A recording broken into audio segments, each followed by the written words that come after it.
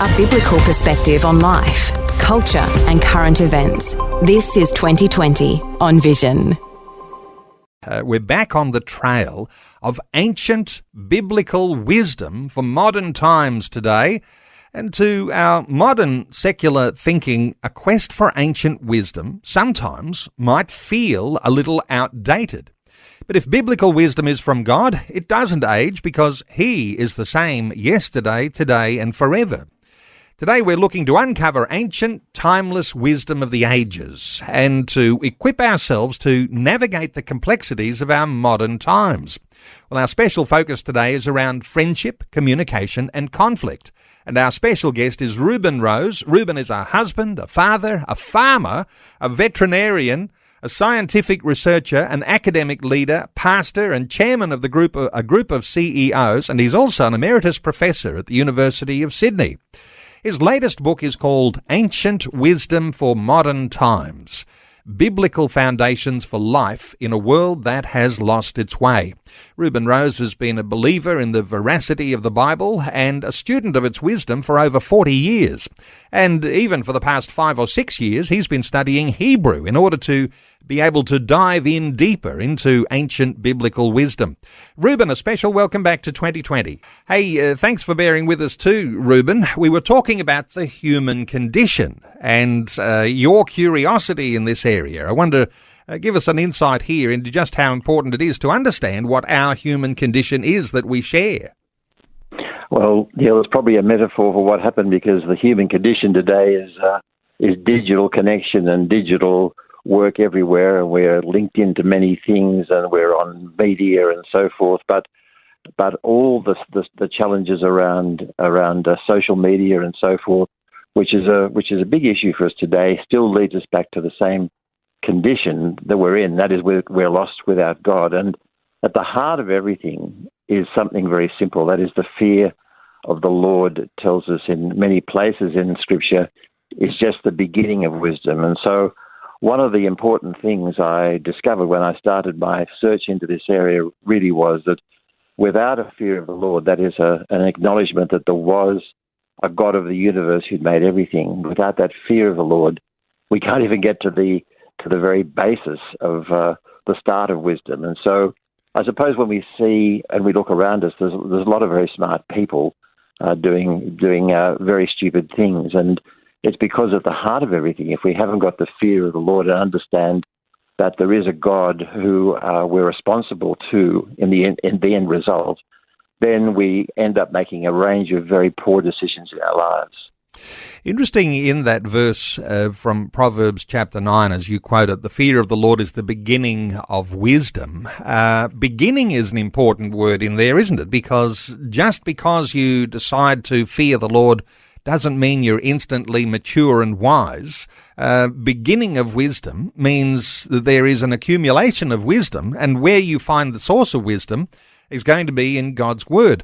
I couldn't help but thinking, as you're describing, social media and the revolution that has happened in the way that so much information is at our fingertips, that almost finding wisdom now might be like trying to find a needle in a haystack. So in some sense, you've got to know where to look. How do you think about those things?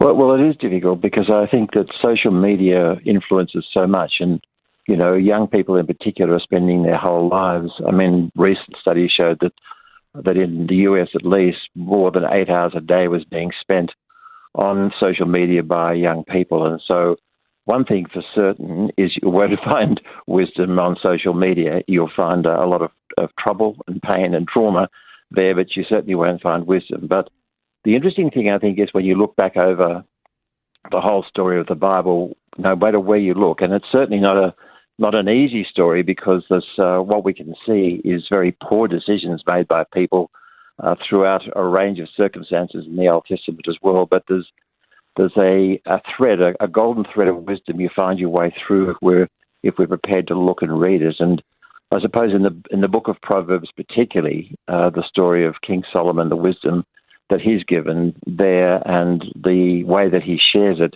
it's quite dense. And as you read through it, it sort of you feels like you're under an assault of so much helpful information, which is, I suppose, what led me into writing the book and trying to to take some of the areas of wisdom from different parts of the Bible and put them together with my own experience, where I've made many, many mistakes. But as I look back on those things, I can see that if I follow the course of biblical wisdom, then I can make better decisions in my life. And you really refer to something very important here, because some will be thinking, finding that ancient wisdom in the Bible, maybe that's really rare and I've got to have a lot of help to find it, and you've got to search out these obscure books or these obscure verses to find this wisdom. But you've just delivered something that is so powerful, and I hope this is not missed by anyone who's listening to our conversation, and especially when you refer to, say, the book of Proverbs, and there's 31 chapters in Proverbs. There's so much wisdom delivered there. Actually, you've got almost like a lifelong pursuit, just containing and applying that wisdom. And that wisdom actually holds true because it is tried and true over thousands of years. When we're talking about wisdom from the Bible, this is not something that there's not a lack of it, is there? No, I suppose there's so many different levels, isn't there, Neil? As you say, Proverbs has got 31 chapters of material in it that are so powerful at different levels. And, there's so much about, I suppose, the dangers of stumbling away into love and friendship and a whole range of issues around conflict and so forth. And so we can gain so much from it because our best intentions and our best decisions are sometimes poor decisions, aren't they? So what we need to do is to be informed by the ancient wisdom that stood the test of time, that God has delivered to his people, the prophets and so forth, to actually take hold of and be able to use ourselves in our daily lives. We decided that we would talk about a certain number of types of dimensions today to get a focus on this biblical wisdom, this ancient wisdom to be applied to modern times. And I mentioned there in the introduction, we would talk about friendship, communication, and conflict. So why don't we start with friendship? And if we're looking for biblical wisdom here, what are your thoughts if you set up a conversation about how we find wisdom around friendship in the Bible? Well, one of the verses that really caught my eye early on as I was doing research was the story of a man who has friends must himself be friendly, it says in Proverbs 18. And that really caught my attention. And one of the things that was interesting is that a friend of mine said to me that you have to be a friend to make a friend. And I thought, it's powerful because, that is at a foundational level. We have to actually go out and be prepared to look for friends and be friendly ourselves and take an interest in others. And often we feel as though we haven't really got any friends or people don't take an interest. But one of the things I think that is important is that Solomon tells us that we actually have to be friendly, and that is that we have to actually take an interest and so forth in others. And so ultimately we want to be a friend of God, like Moses and also Abraham, who describes us as friends of God. And that, at the heart of that, I think I've sort of got a story in the book about John Chapman, who was an old evangelist. I remember hearing him tell a story about the fact that he picked up a hitchhiker, and the hitchhiker said to him, "Oh, what do you do?" And John said, "Well, I'm a minister." And the hitchhiker said, "Oh, well, look, I sometimes pray to God, and usually when I'm in trouble." And John said to him, "Don't you hate friends like that?" And I suppose it's interesting that in that situation, John brought out the important point that if we're going to be a friend of God, we can't be a distant friend. We can't just come to him in trouble. And it's the same story, I suppose, with friends. We have to be friends in the good times and the bad times, and we have to be able to be friendly and seek out friendship and support and care for others in the good times as well as the hard times. And that leads to further friendship. And so there's got many different levels to that, Neil. And I think, loyalty and confidentiality are two of the important points that are pointed out in those biblical verses scattered through Proverbs. And it says in Proverbs 17 that a friend is always loyal and a brother is born to help in time of need. And so I think the issue of loyalty in friendship is absolutely crucial. And, many friendships have gone badly because of people not being loyal and also not being confidential. I think confidentiality is the other crucial thing in friendship that it speaks about in Proverbs as well. Reuben, we've been talking about friendship, and you mentioned different levels of friendship, and that sort of intimate, loyal, affectionate friend is where you want to be. A lot of people think, well, I've got lots of friends on social media. How do you contextualise where your friends, your real friends are? How do you think of that? Well, I suppose at the heart of it, it's one of the definitions around friendship is really association, loyalty, and affection. Those are the three components. And I suppose, Neil, in social media, we can easily have an association with people, but it's clear that we don't have a deep connection.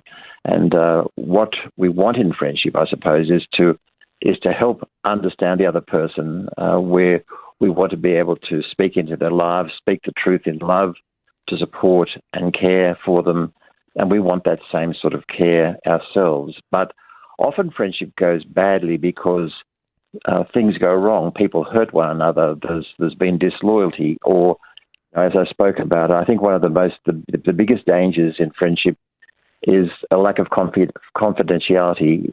Friendship to be true needs to be confidential, and when people start speaking about things that they've heard confidentially to others, that's one of the certainties to destroy a friendship.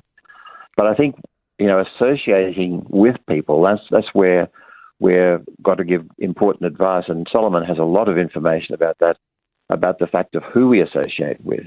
And for our children, it's very important because it's very clear if you get in with a bad group, you'll go the same way as the bad group. And it's very important to help direct our own children into friendships that are positive and will lead them into a good situation rather than a bad situation.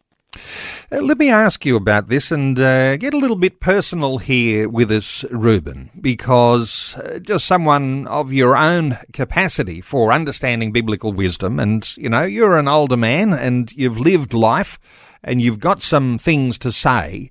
But when you talk about the sort of friendship, and you even mentioned speaking the truth in love, in other words, you are helping your friend by speaking into their lives, but your own personal thoughts here around the thought of offering advice, because from what I pick up from your book, you don't give advice to friends anymore, but you used to. How do you work this whole thing and issues around questions? Neil, thanks so much. I think I've had a very interesting journey in this area because I really felt when I'd gained some insight and understanding and some biblical wisdom, I thought I needed to share it with people. And I suppose one of the things that I discovered very early on was the fact that actually that advice that I gave was almost never taken. And I started to think, well, my goodness, what's going on here when I'm giving this good advice and people don't take it, whether it be friends or family. And I realized that the reason that people don't take advice is because they need to actually discover and unlock the truth for themselves about what they need to do. So that's when I started to realize that we needed to go, rather from giving advice, to asking questions. And one of the important things I discovered was to really ask good questions and rather than giving advice, just ask things like, how long have you been feeling like this? And what options are you considering? And do you have a strong sense in your heart about the best way to go? What are your main fears? What does your spouse think? One of the things that I found is that it's very important. God has given us spouses to actually complement what we think. And so when our spouse thinks something different to us, it's really important to take note of it. So some of those questions become much more important than any advice we would give because people usually have an answer. And I was alerted to this probably 25 years ago when I heard a US leadership guru speak, and he said, when faced with a difficult problem, don't try and find a solution, find the right question. And so I think that's one of the important aspects of wisdom in relation to communication as well. I guess we've all had those experiences. The person who's giving advice, you sometimes would call them a know-all, someone who, thinks they know everything, and well, what do they really know? And taking advice is something, sometimes there's a level of humility that's necessary to recognise wisdom, and sometimes you've got to go through processes and make mistakes on your own to recognise that what you heard was actually really valuable. Do you think that's a part of a normal life journey when you go through those ups and downs? Look, I'm certain it is. I think we can avoid a lot of troubles if we do listen to advice. I know over the years I've received a lot of good advice, and much of it I've taken, and some of it I've ignored, and I've regretted the good advice that I've ignored. So I think good advice is you can easily tell good advice when you hear it. And sometimes you can tell it because you instantly reject it. You feel a sense of, no, I don't want to do that. But I think anytime you feel a sense of, no, that's right, I want to do it, it's really good to unpack that, because it's easy to find people to agree with us, but sometimes it's hard to take note of the important things that people are telling us. And I think it's also important, Neil, in this whole area of wisdom. Jesus himself says, don't cast your pearls before swine. So I think you've got to be careful about who you give advice to and who you speak to and speak into their lives, because sometimes it can turn against you. And a lot of people have had that experience, of course, on social media. You accumulate wisdom, perhaps sometimes the longer you live. There's always the older person who isn't wise at all and has rejected God. But there's a certain sense, isn't there, that actions do speak loudly as well, modelling behaviour, modelling solutions. And particularly if your children have grown up and they're now parents, and you've got grandchildren and they're all growing up too, there's a certain sense in which modelling becomes more important too than just sprouting good advice. I suppose it's the most important thing here, that it's easy to give good advice, and when those close to us see us doing the opposite of what we're saying, then it hasn't got any credibility. So modelling is important, and it's very important to understand that what we do is going to be seen by those around us, particularly our family members, and acted on much more significantly than anything we say and the good advice we give and we hand out. But I do think that one of the important things in all situations is to not only model, but then to also ask questions, particularly when faced with a range of difficult situations. And it's easy to give advice, and one of the things I discovered after giving advice and handing it out freely for 20 years was I discovered almost none of it was ever taken. And so, but I think I did find once you start to ask significant questions and ask people to reach in, and sometimes those questions are difficult. You need to understand the person, and you need to ask deep questions that get to the heart of things, but that will uncover a lot and will lead to a much better outcome than any advice that you happen to give. We're going to move our conversation from friendship and on to communication. But before we do, I wonder whether let's take a call. Billy is in Geraldton. And Billy, just before we move on, welcome along. What are your thoughts? Yeah, thanks very much, Neil. Good morning. Good morning, Reuben. I'm busy whippersnipping, and I had to stop. It struck me what you said, Reuben. You're very experienced in your professor. Years ago, about 10 years ago, I was attending a church down in Greenhead, WA, and the pastor was a professor of psychology, and he did a lot of work in Perth, quite a well-known drug rehab program. So he'd been very experienced with drug and alcohol rehab, and he'd been off drugs and alcohol for like 40-odd years himself. And he said something fascinating, which hopefully aligns with what you've said, Reuben. He said to me, Billy, I've never seen a man in my program, or woman, get off drugs or alcohol if they were coached, encouraged, forced, injected with all sorts of synthetic drugs. He's never, ever seen it in his time. He said the only reason they did was because they made a decision themselves. And I thought perhaps that aligns with, it's not a biblical scripture from Proverbs, which I love. It's an Aussie one that says, you can lead a horse to water, but you can't make it drink. Billy, great thoughts that you are delivering here. Reuben, these sorts of things don't just apply to friendship. Clearly, with all of the challenges that we might face in our lives, making that personal decision based on people helping us make that decision is better than offering the advice or the forcing people to do anything. Any thoughts here for Billy? Billy, thanks so much for that. It's a very interesting series of comments there. And I suppose the thing that I was just thinking about is the fact that the Bible tells us God will not be mocked. We will reap what we sow. And so part of the story, if you go back to the foundations of Alcoholics Anonymous, is the fact that it was only when the founder found himself unable to do anything, completely helpless because of his own actions, that he was able to call out to God for help. And one of the things we have to do is to recognize that often our own poor decisions have got us where we are. And it's if we try to soften those decisions, sometimes as parents we want to take a decision. We want to pay off a credit card that's been run up, or we want to help the child in some way to soften the impact of what they've done. But actually the law of sowing and reaping is so critical, because it's only in the fact that we learn from our mistakes and learn the pain of those that we can actually be in a situation where we can make better decisions as well.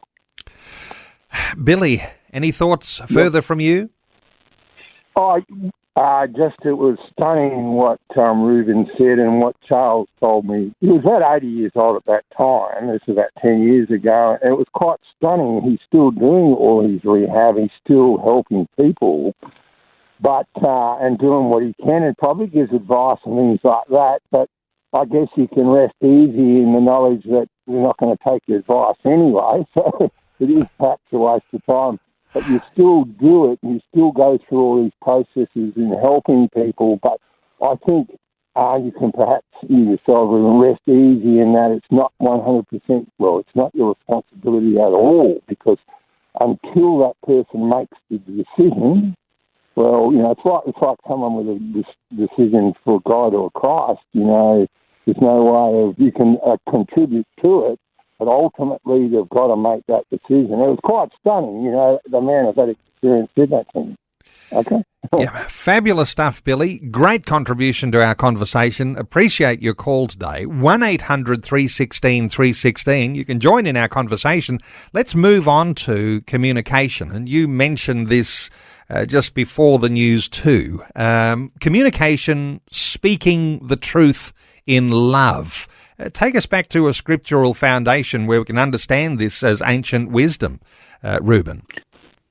Well, I suppose it's scattered through Scripture, but particularly in Ephesians 4, where Paul says that speaking the truth of love, that we may grow up into all things, into him, that is, into Jesus. And he goes on to explain that really this is a whole body experience. And so it's interesting, Neil, I think that we often feel isolated, we often feel alone, but Paul tells us that we're part of a body, and that's the church, to bring the full range of tools and expertise to the fore. So we need to understand that, and I think in our own situations we need to be able to speak the truth in love, and that's hard because we often have experienced people that speak the truth. They're just very blunt.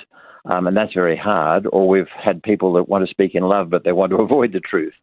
But we're told that we need to speak the truth in love. And I think that's a much harder story, because we need to understand that person. And if we are going to speak the truth in love, we need to actually ask enough questions to be sure that we understand the situation. And we also need to understand that there are times where we don't want to speak the truth, because Solomon says, "Do not correct a scoffer, lest he hate you, but rebuke a wise man, and he will love you." And so one thing we can see, if we do correct a person and that person rejects it, we don't want to feel bad about it, because it's actually a wise man will always take on board the things we say, because you can always learn something from someone along the way. But I think speaking the truth in love is one of the biggest challenges in our lives, because it's so hard to do that in a way where people can hear and feel affirmed and loved in what we say. And as we're exploring ancient wisdom here, ancient biblical wisdom, it's not just what you say, but how you say it.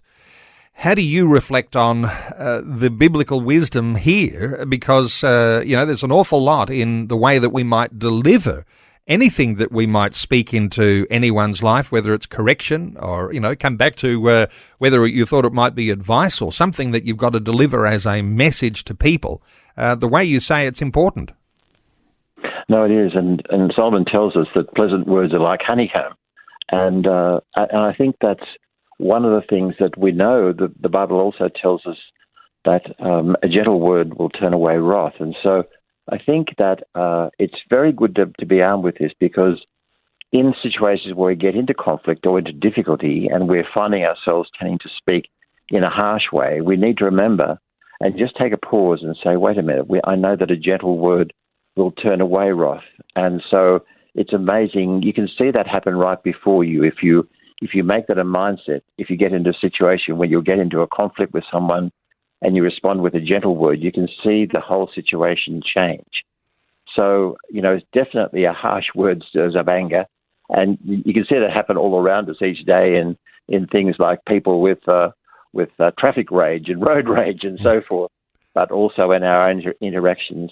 And so I think both Solomon and James tell us that the tongue has the power to bring both death and life. And so we need to be much more careful with our words than we realize in our day-to-day interactions. And I think that's such an important story. And one of the things Solomon tells us amazingly, if we don't say anything, we can be considered wise in some situations. So I think we have to be careful about how we say it and what we say it, and be careful to take some time and to realize that when we speak, it's got the power of life and death. And that's extraordinary, isn't it? Our words themselves. And you've seen that around it. I've seen it around it I mentioned in my book a young woman whose mother in a rage said, "I hate you," when she was in her teens, and that had an impact down the years in such a powerful way. And it's very hard to take those words back, Neil.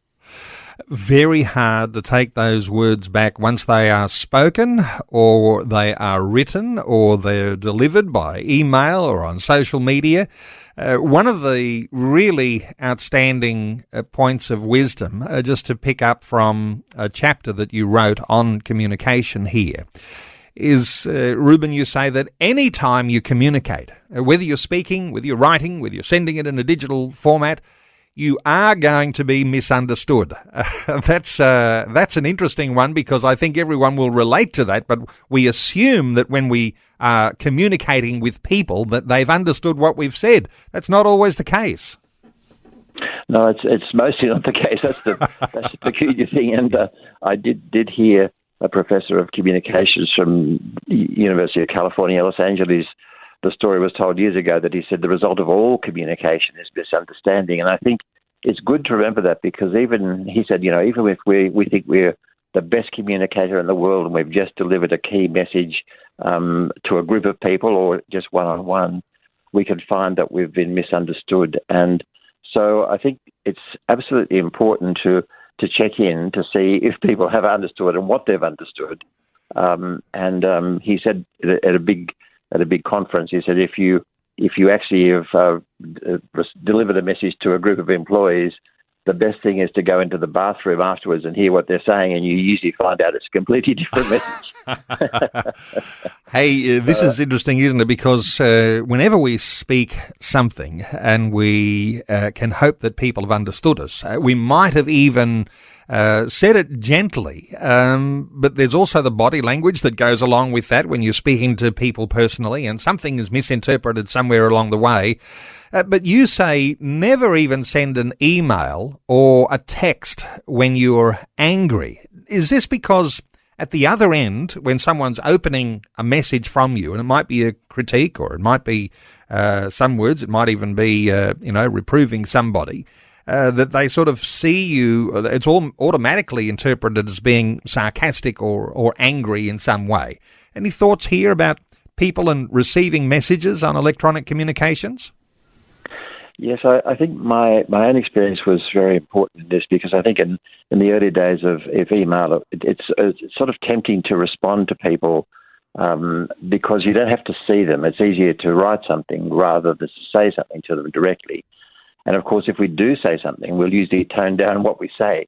But it's easier to write something angry, and what can happen with that message? It can go out to then from just that person to tens of others, or hundreds or thousands of others. So I think one of the important bits of advice I got in the early days of electronic communication was to, whatever you send, be prepared that you wouldn't be embarrassed if you saw it on the front page of the local newspaper. And I think when you put that sort of overview on it, it gives you a much better sense of how to write something and to be very careful. And the other thing is when you find an angry email that comes towards you and you open it up, don't respond by email. Go to the person directly, or if you can't go to them, call them, because there's much more likely to be a better outcome and better situation from that. But I think, Neil, one of the great dangers we face in modern society is the fact of people putting just too much information on social media. That information stays there forever in the internet, and we have to be much more prudent and careful about what we put and how we use social media. In fact, I think we'd be wise to take a break and get off most of social media. And I was saved by my wife from going onto Facebook years ago, because she said to me in the early days, she said, don't go onto Facebook. All they want is your information and to use it against you. And it turned out she was 100% correct. Yes, that is real wisdom, and that's not wisdom from Reuben. That's wisdom from Reuben's wife. Hey, speaking the truth in love. If you're taking a note on something like that, ancient wisdom, biblical wisdom for modern times, talking communications, that's a key. Speak the truth in love. And yes, you've got to still unpack that for how that works when you're in front of someone face to face, or whether you're writing a letter or you've got some sort of communication happening digitally. Speaking the truth in love is the biblical wisdom. All of this flows into the third element of what we wanted to talk about today, Reuben. That is conflict, and the challenges that we will have in solving conflict, avoiding conflict. Give us your biblical wisdom here, that where we might be able to find this ancient wisdom for our modern times around conflict. Well, it all links back, I think, to what we've been talking about, Neil, because, Solomon tells us that a soft answer turns away wrath, and James really tells us to be swift to hear. And unfortunately, we tend to get this wrong. We're swift to speak, and we need to be swift to hear and slow to speak, it tells us. And so I think one of the story about conflict that I've learned, and it's taken me a long time, is to be swift to hear. And when there's an issue, sometimes we react to it out of our own problems. Particularly, we can be triggered by certain things someone says, and then we'll react in hostility. But again, if we actually ask a question and ask the person what's happening, I can see you're really upset now. What's happened at the moment, or what are some of the issues here? What have I done?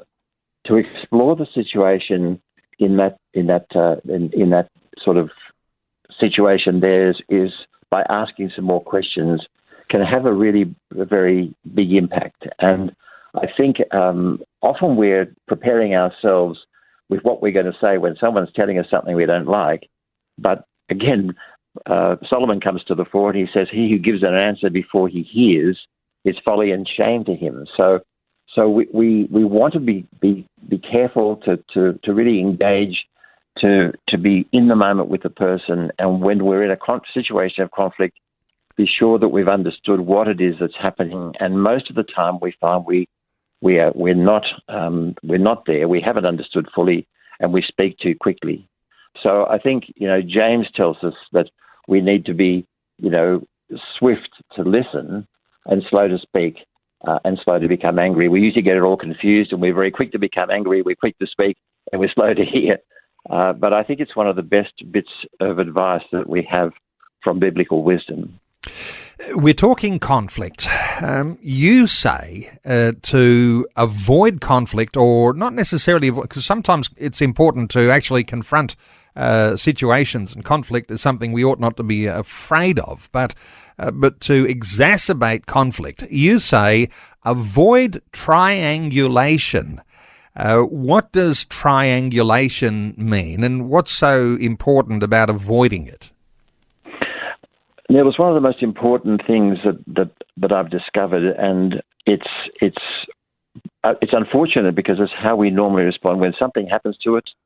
When someone does something to us that we don't like, rather than going to that person and saying, "Look, this happened, and I was really upset about this," we go to someone else, and sometimes we'll go to many people and tell the story, and it makes us feel better.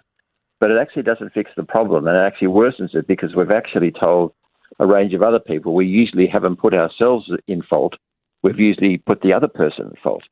So it's really important, I think, that when we have an issue, we don't triangulate, that is, go to a third person.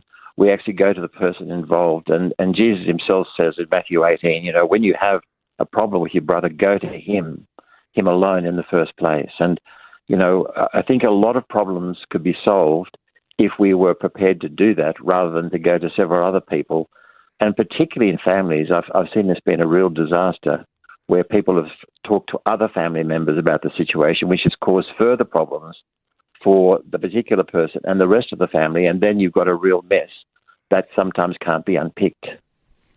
So being swift to hear, slow to speak, slow to get angry, and go and deal with your conflict with the person you've got the problem with, rather than triangulate and bring others into maybe even getting them to take sides. I wish we had lots more time, but I just want to cut to the chase here because, Reuben, you've got wonderful ancient biblical wisdom on conflict, and one of those elements of the wisdom, and one of those perhaps most important, is this issue that we glean so powerfully from the scriptures around forgiveness as a key to the conflict and a means to letting go. Thoughts here on forgiveness if you're looking for biblical wisdom on the things that we're facing? Well, Jesus says it best in Matthew 18 towards the end of that chapter. And he basically says, he talks about the story of the unforgiving servant and says at the end of that chapter that if we don't forgive as we should, then what will happen is your heavenly Father will basically hand you over to the torturers. And, while that seems just a sort of an image, a powerful image, I think it's actually true in reality because many of us hold on to unforgiveness in our lives. Something's happened to us, we hold on to it. It actually poisons us. That unforgiveness actually becomes like a torture to us. And, one of the things that happens right throughout society, whether it's Christian or non-Christian, is holding on to unforgiveness. So I think it's probably one of the most critical elements and one of the hardest things to do well, Neil, is to forgive, is to genuinely forgive those who have hurt us and caused problems for us. And if we hold on to it, it will poison us and will be handed over to the torturers, which is a pretty terrible sort of outcome, isn't it? It is a dreadful sort of outcome to think of being handed over to the torturers. Reuben, there's so much more we could say. I guess if we just draw attention here to the application of biblical wisdom, and just as we finish our conversation, I wonder if we can come back to, just say, for example, we're looking through the book of Proverbs, which is, wisdom literature from the Bible, and so much wisdom, it's like a lifetime to absorb it. But when we're looking at that wisdom, sometimes people are quick to race through the chapter. What are your thoughts here about just absorbing wisdom, perhaps verse by verse? Any thoughts around how we absorb that biblical wisdom? Yes, Neil. I think one of the things that's important is to do just what you've said. That is to absorb it verse by verse, and to just take a verse here right before me. at the moment, Proverbs 21 verse 4, a haughty look, a proud heart, and the ploughing of the wicked are sin. Now, rather than just rushing on to the next verse, it's worthwhile to meditate on that verse as it tells us, as God tells Joshua, which is really to say it over again, to actually think, what does that mean? And to actually say the verse to yourself and actually reflect on it and to meditate on it. And I think that's the important, because there's so much density in the material in Proverbs, but every verse has got such wisdom in it, and we can get so much from it by just engaging with it, meditating on it, and just asking ourselves, what does this mean for me? What am I doing in my life about this particular area? So I think that's one of the good ways to engage with some of that dense material in Proverbs. Well, Reuben Rose, just our privilege to be able to access a little of your wisdom today as you've been reflecting on ancient wisdom for modern times, biblical foundations for life in a world that's lost its way. Appreciate you very, very much. Reuben, as I mentioned earlier in the introduction, a husband, a father, a farmer, a veterinarian, scientific researcher, academic leader, pastor, chairman of a group of CEOs, and he's an emeritus professor at the University of Sydney. And because of his passion for understanding the human condition, and this is a human condition that doesn't change, the same questions for who am I and how did I get here, those things will continue on. So how do you access the biblical wisdom of those? Let me recommend to you, get a hold of Reuben's book, Ancient Wisdom for Modern Times. There is a website you can connect with Reuben. It's inancientpaths.com. inancientpaths.com. And, of course, you can access his book, available online booksellers, Amazon, or other booksellers. You'll find this book, Ancient Wisdom for Modern Times. We're talking about Reuben as an academic, but I can tell you it's a super easy to read. He's got a beautiful way of writing. You might want to get a hold of a book like this because it does beautifully expose biblical wisdom for our modern day. Reuben Rose, thank you so much for taking some time to share your wisdom with us today on 2020. Neil, thank you so much for having me with you. Thanks for taking time to listen to this audio on demand from Vision Christian Media. To find out more about us, go to vision.org.au.